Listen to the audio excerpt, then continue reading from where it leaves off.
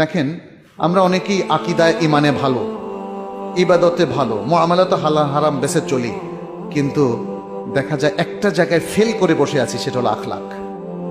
আখলাক, উদারতা নাই, সুন্দর করে কথা বলি না, সুন্দর বিহেভিয়ার করি না, মানুষের প্রতি ইনসাফ করি না, হ্যাঁ, গোপনে কোনো দুর্নীতিতে লিপ্ত। এখানে হলো আখলাকের অধপতন।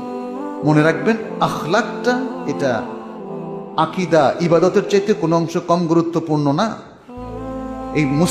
এই বিশ্বে মুসলমানদের প্রতিষ্ঠিত হওয়ার পেছনে আখলাকটা কাজ করে।